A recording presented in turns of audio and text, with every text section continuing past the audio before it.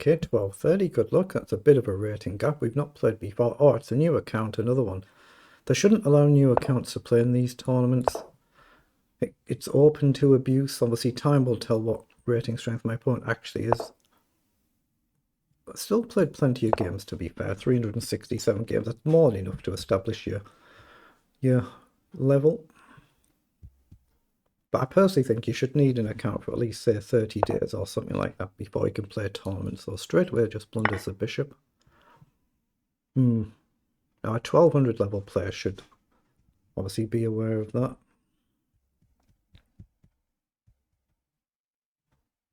Internet connection is excellent. I'm just checking that symbol there.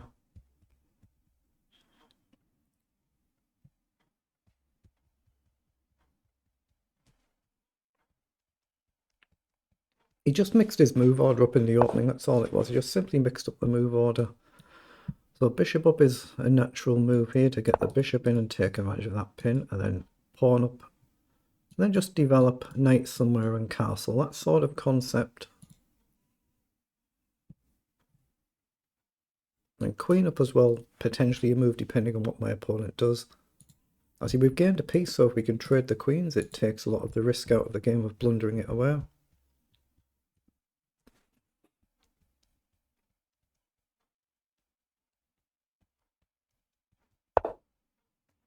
Wait, that's an odd move, isn't it? See, a 1200 level player should know how to play decent chess. I mean, I guess it's not necessarily a bad move per se. Because you are attacking the pawn, to be fair, aren't you? Yeah. Yeah, maybe not necessarily too bad per se then. Let's play queen up and guard, but I'll just try and trade and then I'll give this one back. Yeah, to be fair, that is actually not a bad fundamental move, is it, that? But we're threatening to take and win this pawn, or take, and trade the queens and mess the pawn structure up, but we'll end up giving this one back. I could maybe play b5, and that's a little bit... It's a little bit unnecessary, I think. I might be better giving the pawn away than messing all the structure up. But we'll just see what our opponent does here. But a basic threat is to just take the knight and then take the pawn and e5, the following move. But obviously we've done nothing at all whatsoever on this side to develop our king and go for king's safety. Now here, your first instinct is to simply take en passant back. If queen takes, we'll trade, then we'll take the knight, and that should be really good for us. And I don't see anything better. A check, I'm not getting much takes. I could do as well, but I might as well take the pawn first, I think. My queen's guarded, bishop is loose. If you take here, I'll probably just take the knight. Otherwise, there's always a risk that you could play a move like queen up and forget the bishop's under attack.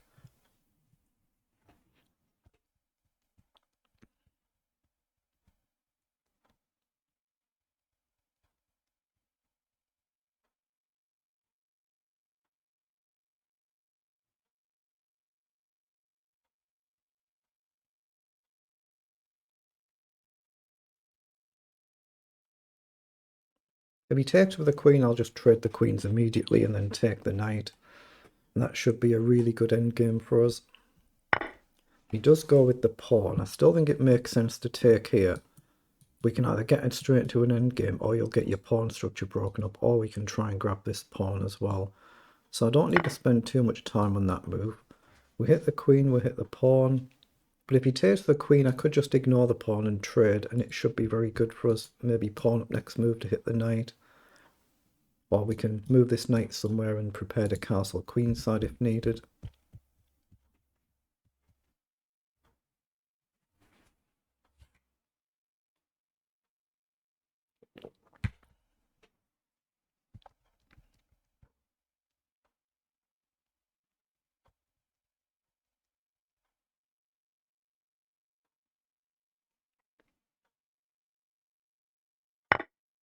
He does go with the pawn. So then I'm looking at naturally just taking this pawn, and we take it with a check. Bishop up, I guess, will be played. Then we've just got to go for development, like knight up. Knight in might be a move to hit the queen, but we can definitely run away. So I don't see any reason not to take. If you block with a queen again, I'll just immediately trade. We want to try and get the queen off the board if we can, just to take away that risk of messing it up. It's still possible to blunder it away, but it's obviously more riskier if the queen's on the board than off.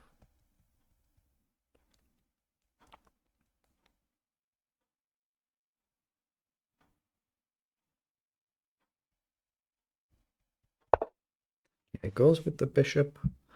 Okay, so the first target is, do we want to try and take the pawn here? We hit the knight, but the knight could jump forward and get active. Queen is a target. And if I take here, we're potentially opening up danger here as well, aren't we? You know, knight can come in, but we can easily drop back. So I'm actually going to ignore the pawn and just start developing on the king's side and try and get castled. So I'll just drop back if the knight comes forward. And then I'm just got to decide which pawn to push, get my bishop moved and castle. Again, the rook coming across could be a danger. I'll just click my little heater on. Apologies if the mic picks up any noise off that. It shouldn't be too bad, but apologies if it does. It's just a little mini heater, but it's not too cold today. Yeah, that's exactly where the knight's gone. So I've already decided I was going to drop the queen back here. I don't see any reason to change that. The knight's not jumping in too quickly, but with a queen here, potentially you could. If we take back, there might be potential for discovery, so you still got to pay attention. But in principle, I'm just trying to decide now which one of these I should push. Knight in is a very nice move to hit the bishop at some point, but I'm actually looking at going this way, but again, this pawn is going to very quickly fly down the board, so it might be better to just stick to a principled e-pawn push. The pawn's doing the right thing. It's what you've got your 10 minutes for. Try and play at the right speed if you can do. It only needs one little mouse slip and suddenly the piece is blundered and the game can turn.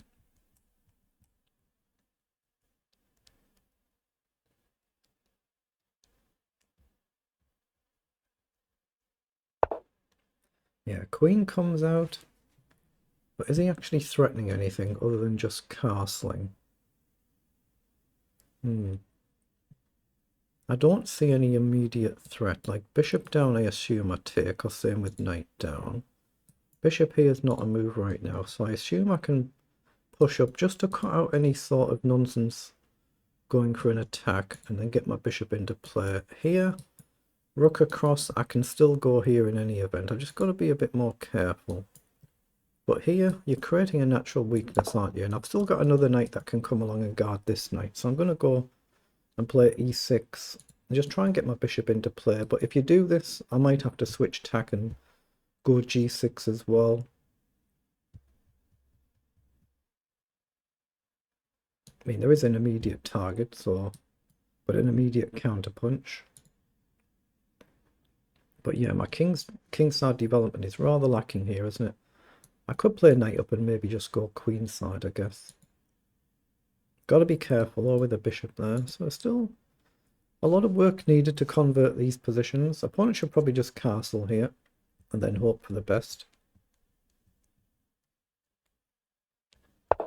That's exactly what he's done. So dare I play a move like bishop up somewhere and castle this side? It's looking dangerous now, isn't it? Dangerous.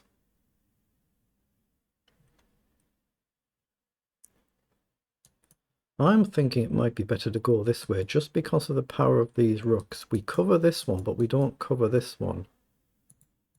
So I'm going to play g6. It gives him bishop down, but I've got bishop up and knight up and queen back. But queen back could be a bit of a problem. So I'll probably play bishop up first if he comes in to attack the knight. And then I've always got knight out wide to guard the bishop. But it could easily backfire this.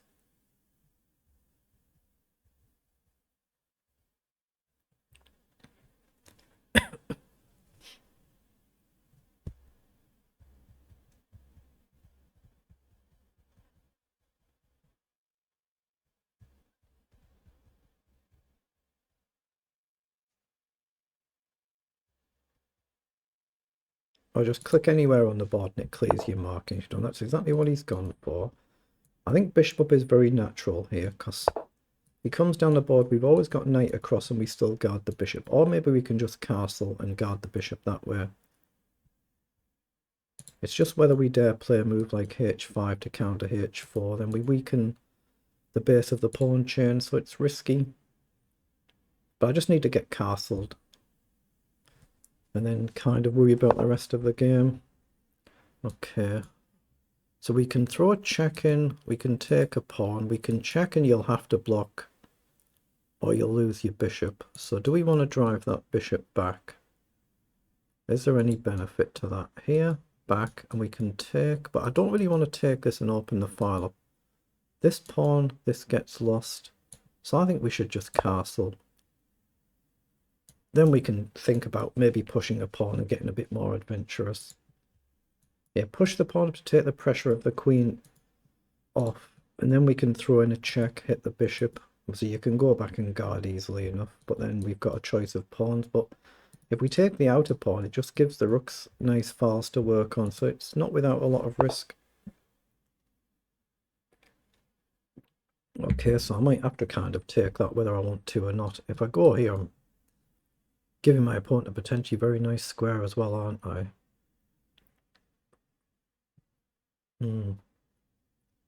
So do I check first? Bishop back, collect. Queen takes, knight across. It's probably fine. I'm looking at this as well. I like the idea of that, actually. What's wrong with that?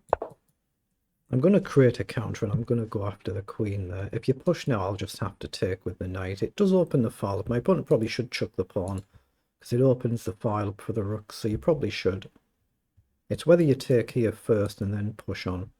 Very dangerous position, actually. But I'm just going to try and do this, get the knight up, take pressure off the b7 pawn, and then worry about getting forward.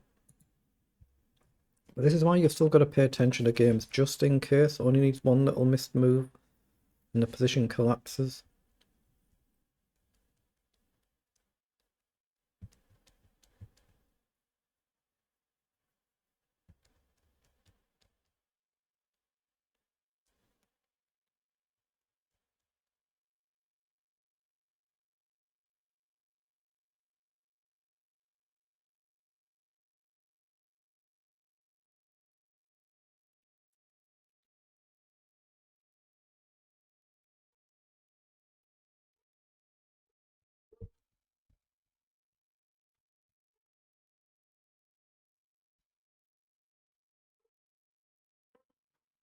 I'm assuming my opponent is online. I haven't had any message up to say they've disconnected, but they're using a little bit too much time now.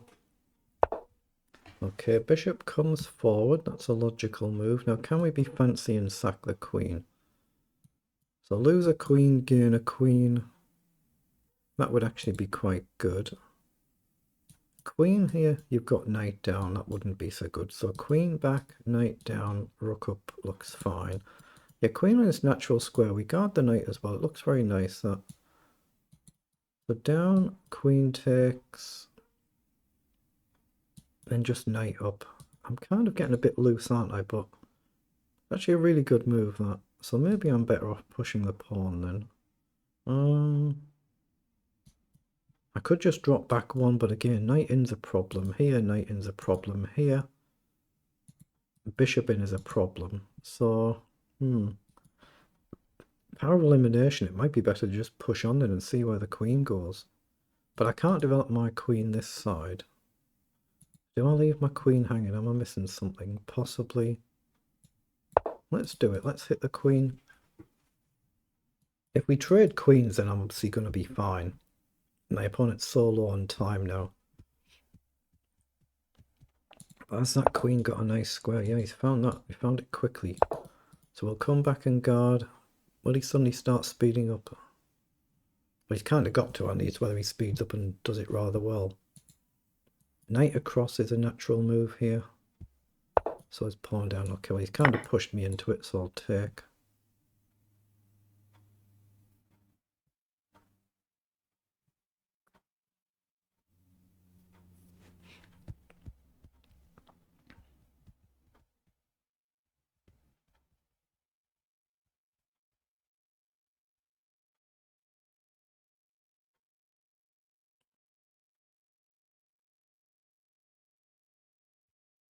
He's taking too long. It's a little bit odd, that, isn't it? It's taking too long. What's he thinking about? Okay, he's finally resigned. He's just taking too long over them moves. Let's see how he played it in engine language. It was a relatively comfortable game, so it was only 18 moves. It felt like a lot more than that, actually, didn't it? Only 18 moves we've played there. So they're the move times for both players. So let's see what it was in engine speak, like we do for all of the games.